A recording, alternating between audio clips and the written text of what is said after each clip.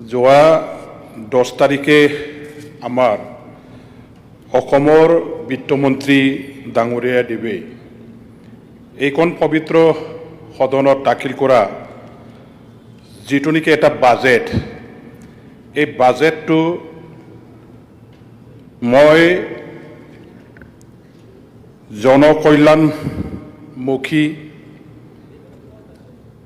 উন্নয়নমুখী আৰু দূৰদৰ্শী এটা বাজেট বুলি মই আখ্যা দিব বিচাৰোঁ। এই বাজেটখনক যেতিয়া প্ৰস্তুত কৰিছিলে, নিশ্চয়কৈ আমাৰ যিসকলে বাজেটখন বিস্তৃতভাৱে অধ্যয়ন কৰিছে, গভীৰভাৱে বিশ্লেষণ কৰিছে, সঁচাকৈ আমি ক'বলৈ বাধ্য যে এই বাজেটখনত আমি পুঁজিৰ অভাৱ দেখা নাই। উন্নয়নৰ কাৰণে, ইনফ্ৰাষ্ট্ৰাকচাৰ ডেভেলপমেণ্টৰ কাৰণে যিখিনি প্ৰতিশ্ৰুতি আমি বাজেটখনত দেখিবলৈ পাইছোঁ, উন্নয়নৰ কাৰণে যিখিনি আমাৰ চৰকাৰীভাৱে পদক্ষেপ লোৱাৰ ব্যৱস্থা লোৱাৰ প্ৰয়োজন আছে, গোটেইখিনি আজি এই বাজেটখনত দেখিবলৈ আমি পাইছোঁ। মোৰ এটা অনুভৱ হয়, এই বাজেটখন যেতিয়া প্ৰস্তুত কৰিছিলে ফাইনেন্স মিনিষ্টাৰ ডাঙৰীয়া দেৱে নিশ্চয়কৈ নিজৰ ওচৰতে লগতে হয়তো আমাৰ মা লক্ষ্মী দেৱী, বিশ্বকৰ্মা দেৱতা, ধন কবিৰ দেৱতা, এই গোটেইখিনিক একেলগে লগত ৰাখি পেলাই তেখেতে বাজেটখন প্ৰস্তুত কৰা হৈছিল বুলি মোৰ এটা ধাৰণা হয়। কিয়নো এই বাজেটখনত আমাৰ অলপ আগত মোৰ আগত যিজন MLA ডাঙৰীয়াই বক্তব্য ৰাখিলে যে অসমৰ প্ৰতিটো শ্ৰেণীৰ, প্ৰতিটো বৰ্গৰ, প্ৰতিটো অঞ্চলৰ, উত্তৰ, দক্ষিণ, পূব, পশ্চিম সকলো অঞ্চলৰ ৰাইজৰ, জাতি জনগোষ্ঠীৰ আমাৰ প্ৰতিজনৰে আশা আকাংক্ষা, অঞ্চলৰ ৰাইজৰ অভাৱ অভিযোগ পূৰণ কৰিবৰ কাৰণে প্ৰতিশ্ৰুতি প্ৰদান কৰি এই বাজেটখনত আজি প্ৰস্তুত কৰা হৈছে, ইয়াত সাঙুৰি লোৱা হৈছে বুলি মই ক'ব খোজোঁ। ইয়াৰ কাৰণে এই বাজেট সঁচাকৈ এটা আমাৰ অসমবাসী ৰাইজৰ কাৰণে এটা খুব সুন্দৰ এটা বাজেট, খুব এটা ধুনীয়া বাজেট আৰু খুব এটা দূৰদৰ্শী বাজেট বুলি মই ক'ব খোজোঁ। ইয়াৰ কাৰণে মই অসমৰ আমাৰ ফাইনেন্স মিনিষ্টাৰ ডাঙৰীয়া দেৱক মই অন্তৰৰ পৰা ধন্যবাদ জ্ঞাপন কৰিছোঁ। আমি সকলোৱে জানো যে যোৱা এপ্ৰিল মাহত সমাপ্ত হৈ যোৱা নিৰ্বাচনত অসমৰ চুকে কোণে চাৰিওপিনে জাতি জনগোষ্ঠীৰ সম্প্ৰদায়ৰ মানুহবিলাকে, আমাৰ বিভিন্ন ধৰ্মাৱলম্বী ৰাইজে তেখেতসকলে NDA নেতৃত্বাধীন দলৰ প্ৰতি ধন গোটেইখিনি তেখেতসকলে আমাক গতাই দিছিলে। ৰাইজৰ যিটো মৰম,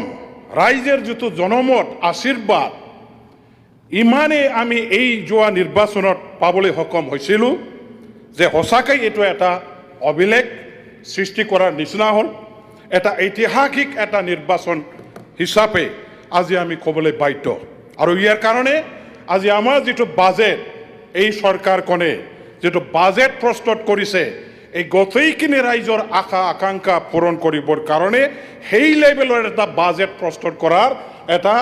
নিশ্চয় দায়িত্ব, কৰ্তব্য আছে বুলি অনুভৱ কৰি আজিৰ এই বাজেটখন প্ৰস্তুত কৰা হৈছে বুলি মই ক'ব খোজোঁ। আমি এতিয়া বাজেটৰ গোটেইবিলাক দফা বাই দফা আমি যদি বিশ্লেষণ কৰি অধ্যয়ন কৰি পেলাই যদি ক'ব লগা হয়, ইয়াত নিশ্চয়কৈ বহুত সময়ৰ প্ৰয়োজন হ'ব। মই ইমান ভিতৰলৈকে সোমাই যাব খোজা নাই, ইমান ইয়াত গাই দিব খোজা নাই। প্ৰত্যেকজন আমাৰ বিধায়কসকলৰ, সদস্যসকলৰ হাতে হাতে আছে আমাৰ বাজেট স্পীচ, মন্ত্ৰী মহোদয়ে দাখিল কৰা বাজেট। আৰু এইবিলাক বাজেটত স্পষ্টভাৱে আমি দেখিবলৈ পাইছোঁ যে যোৱা 2016 চনৰ পৰাই অসমৰ মাননীয় মুখ্যমন্ত্ৰী ডাঙৰীয়া দেৱে বাৰে বাৰে এইখন পবিত্ৰ সদনখনত আৰু সদনৰ বাহিৰতো ঘোষণা কৰি আহিছিলে যে অসমখনত ভাৰতবৰ্ষৰ ভিতৰতে ফিফথ লাৰ্জেষ্ট এটা ইকনমি হিচাপে গঢ়ি তুলিবৰ কাৰণে আমাৰ চৰকাৰখনে এটা ভিজন মিছন লৈ পেলাই কাম কৰিব সেই কথাটো বাৰে বাৰে প্ৰতিশ্ৰুতি হিচাপে দাঙি ধৰিছিলে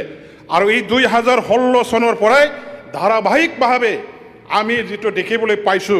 অসম চৰকাৰখনে প্ৰত্যেক বছৰে যিমানখিনি বাজেট প্লেচ কৰিছে সেই বাজেটবিলাকত অসমৰ উন্নয়নৰ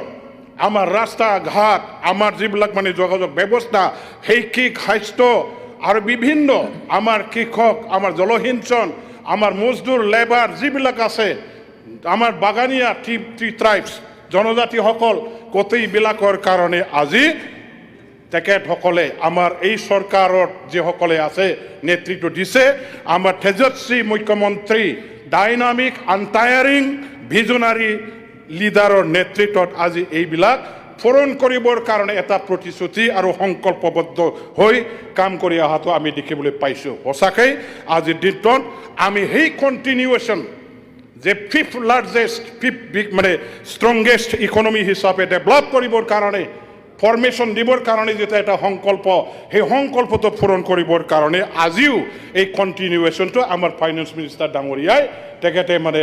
কেৰি ফৰৱাৰ্ড কৰি আছে আজি এই বাজেটত মই দেখিবলৈ পাইছোঁ আমাৰ ইতিহাসত কেতিয়াও আমি দেখিবলৈ নোপোৱা লাখ লাখ ছাত্ৰ ছাত্ৰী আমাৰ যুৱক যুৱতীসকলক চাকৰি দিয়াৰ ইতিহাস আমি পাহৰিব নোৱাৰোঁ এইখন অসমত বৰ্তমানৰ মুখ্যমন্ত্ৰী ডাঙৰীয়া দেৱৰ নেতৃত্বত আমাৰ ল'ৰা ছোৱালীবিলাকে বিনা পইচাৰে চাকৰি পাবলৈ সক্ষম হ'ল আকৌ আহি থকা দিনবিলাকতো 2 লাখ চাকৰি আমাৰ যুৱক যুৱতীসকলক দিয়াৰ কাৰণে যিটো প্ৰতিশ্ৰুতি ইয়াত মানে ৰাখা হৈছে সঁচাকৈ আমাৰ ছাত্ৰ ছাত্ৰীসকলক যথেষ্ট উৎসাহিত কৰিব ভালকৈ পঢ়িবৰ কাৰণে এজন মেধাৱী ছাত্ৰ ছাত্ৰী হ'বৰ কাৰণে কম্পিটিশ্যনত নামি যাবৰ কাৰণে নিশ্চয়কৈ ল'ৰা ছোৱালীবিলাকক আজি মানে ইয়াত উৎসাহিত কৰিব আজি আমি আমাৰ এই অঞ্চলৰ মহিলাসকলৰ অসমবাসী মহিলাসকলৰ কাৰণে লাখপতি বাইদেউ উদ্যমিতা আঁচনিৰ দ্বাৰা দি আমাৰ বহু মহিলাসকলক আজি অৰ্থনৈতিকভাৱে স্বাৱলম্বী কৰা এই ব্যৱস্থা আমি দেখিবলৈ পাইছোঁ আমাৰ যুৱকসকলৰ কাৰণে চেম ট্ৰিপুলৰ দ্বাৰা দি আজি ব্যৱসায়ীমুখী হ'বৰ কাৰণে বেপাৰ বাণিজ্য কৰি নিজৰ ভৰিত থিয় দি পেলাই অসমখনৰ অৰ্থনৈতিক শক্তিশালী গঢ়ি তোলাত সহায় আগবঢ়াবৰ কাৰণে যিখিনি ব্যৱস্থা কৰি দিয়া হ'ল সেইটো সঁচাকৈ প্ৰশংসনীয় আৰু ঠিক তেনেদৰে এই ধৰণৰ আজি আমাৰ অসমবাসী ল'ৰা ছোৱালীবিলাকে ছাত্ৰ ছাত্ৰীসকলে আমাৰ ফৰেইন কাণ্ট্ৰিজবিলাকত চাকৰি কৰিব পৰাকৈ ফৰেইন লেংগুৱেজ লাৰ্ণিং ইয়াৰ ব্যৱস্থা কৰি দিয়াৰ কাৰণে যিখিনি এটা ব্যৱস্থা কৰা হ'ল সেইটো সঁচাকৈ এটা যুগান্তকাৰী এটা ঐতিহাসিক এটা পদক্ষেপ আমাৰ এমপ্লয়মেণ্ট জেনেৰেশ্যনৰ এটা পদক্ষেপ এই চৰকাৰখনে লোৱা হৈছে বুলি মই ক'ব খোজোঁ আজি এই হাউচখনত সন্মানীয় উপাধ্যক্ষ মহোদয় মই বাজেটৰ ওপৰত বিস্তৃতভাৱে ক'বলৈ নগৈ কিছুমান মোৰ ইয়াৰ সংযোগ কৰিব লগা আছে আমাৰ ফাইনেন্স মিনিষ্টাৰ ডাঙৰীয়া দেৱ আছে মই তেখেতক সঁচাকৈ ধন্যবাদ দিব খুজিছোঁ তেখেতে এই বাজেটখনত আমাৰ কোকৰাঝাৰ ইউনিভাৰ্চিটি এই ইউনিভাৰ্চিটিৰ কাৰণে 100 crore তেখেতে যিটো ঘোষণা কৰিলে ইয়াৰ কাৰণে মই বড়োলেণ্ড বাকী ৰাইজৰ হৈ ছাত্ৰ ছাত্ৰীৰ হৈ অভিভাৱকবিলাকৰ হৈ মই অশেষ ধন্যবাদ জ্ঞাপন কৰিছোঁ আৰু ইয়াৰ লগতে কোকৰাঝাৰ এই ইউনিভাৰ্চিটিত আমাৰ যথেষ্ট সমস্যা আছে টিচাৰ এপইণ্টমেণ্ট আজিলৈকে এটাও হোৱা নাই সেই টিচাৰ এপইণ্টমেণ্টৰ ব্যৱস্থাও যাতে কৰা হয় তাতে আমাৰ যিখিনি আন্তঃগাঁথনি নিৰ্মাণৰ কাৰণে এতিয়া আকৌ পইচাৰ দৰকাৰ হ'ব নিশ্চয়কৈ ভৱিষ্যতৰ দি থকাৰ ব্যৱস্থা তেখেতৰ ফালৰ পৰা থাকিব মই আজি ৰিকুৱেষ্ট কৰিব অনুৰোধ কৰিব খোজোঁ যে আমি এই মাহৰ ভিতৰত শেহতীয়াভাৱে কেইদিনমান আগত দিল্লীত থকা জৱাহৰলাল নেহৰু ইউনিভাৰ্চিটিত আমাৰ বড়োলেণ্ড চৰকাৰৰ এডুকেশ্যন বিভাগ আৰু জৱাহৰলাল নেহৰু ইউনিভাৰ্চিটি JNUৰ লগত এটা আমাৰ আলোচনা হৈ গ'ল দ্বিপাক্ষিক আলোচনা হৈ গ'ল আৰু এই দ্বিপাক্ষিক আলোচনাত আমাৰ এটা সিদ্ধান্ত লোৱা হ'ল এই সিদ্ধান্তটো হ'ল যে JNUত বড়ো MIL এই বছৰৰ পৰা ইন্ট্ৰডিউচ কৰা হ'ব লগতে বড়ো আমাৰ জাতিৰ বড়োসকলৰ কলা সংস্কৃতি ধৰ্ম পৰম্পৰা এভৰিথিং আমাৰ বড়ো ষ্টাডি চেণ্টাৰ হিচাপে ইউনিভাৰ্চিটিত আকৌ এটা তেখেতসকলে মুকলি কৰিব আৰু ইউনিভাৰ্চিটিত আমাৰ বড়োসকলৰ যিবিলাক কালচাৰ ট্ৰেডিশ্যন আমাৰ যিসকলৰ মানে সা সৰঞ্জাম সঁজুলি আছে সেইবিলাকৰ কাৰণে এটা মিউজিয়াম নিৰ্মাণ কৰিবৰ কাৰণেও আমাৰ JNUৰ পৰা প্ৰতিশ্ৰুতি প্ৰদান কৰিছে অচিৰে JNU আৰু আমাৰ BTC চৰকাৰৰ এডুকেশ্যন ডিপাৰ্টমেণ্টৰ লগত এটা MOU সাইন কৰা হ'ব গতিকে JNUৰ এটা আমাৰ প্ৰতি এটা প্ৰস্তাৱ যে বড়ো লেংগুৱেজ মাষ্টাৰ ডিগ্ৰীত ইন্ট্ৰডিউচ কৰাৰ লগতে বড়ো ষ্টাডি চেণ্টাৰ খোলাৰ সেই সময়ত সেই কামটো কৰিবৰ কাৰণে তেখেতসকলে 10 কোটি টকাৰ এটা কৰ্পাছ ফাণ্ড আমাৰ পৰা বিচাৰিছে মই আজি অসম চৰকাৰৰ বিত্তীয় মন্ত্ৰী ডাঙৰীয়া দেৱৰ পৰা মানে আমাৰ বড়োলেণ্ড বাকী ৰাইজৰ হৈ আমাৰ JNUৰ যিটো কৰ্পাছ ফাণ্ড 10 কোটি টকাৰ যিটো দিব লগা আছে বা যিখিনি আমাৰ এটা বুজা পৰা আছে সেইখিনি পইচা বা সেইখিনি টকা পুঁজিটো অসম চৰকাৰৰ ফালৰ পৰা আমাক সহায় কৰিলে নথৈ আমি আনন্দিত হ'ম মই সেইটো ক'ব খোজো যে যিটো সময়ত দেখি আমাৰ এই বিধানসভাৰ পৰা বড়ো ভাষাক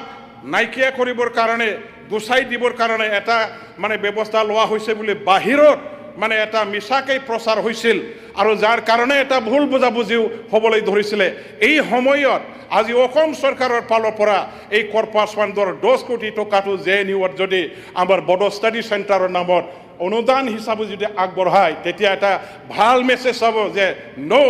we are not against the Bodo community we are not against the Bodo language yes we are in favor of the Bodo community yes we are in favor of the development of the Bodo language hey message to jate ei hausor pora jate jay iar karone moi amar bitto mantri dangore debok eikhini artik bhabe amak onudan di hohay koribor karone moi ei kon pavitro hodonot অনুরোধ মোর ফালৰ পৰা ৰাখিছোঁ যোগাযোগৰ ব্যৱস্থাত মই দুটামান মোৰ ফালৰ পৰা এটা সংযোগ কৰিবৰ কাৰণে মানে ইয়াত উত্থাপন কৰিব খুজিছোঁ যে মোৰ সমষ্টি 2 নম্বৰ দতমা সমষ্টিৰ কচুগাঁৱত নেশ্যনেল হাইৱে 27ত এটা মানে কি কয় ফ্লাইঅভাৰৰ দৰকাৰ আছে সেইটো অলপ মানে নোট কৰিলে ভাল হয় গোসাইগাঁও সিভিল SDOৰ ফালে যোৱা যিটো ৰাস্তা তাতে আমাৰ নেশ্যনেল হাইৱে 27ত ফ্লাইঅভাৰৰ দৰকাৰ আছে প্ৰত্যেক বছৰে 2-4 জন মানুহ মৰি থাকে আমাৰ চৌতাৰা ৰেল লাইনত ৰেলৱে অভাৰব্ৰিজৰ দৰকাৰ আছে পকেৰা গ্ৰাম ৰেল লাইনৰ ওপৰেদি আমাৰ মানে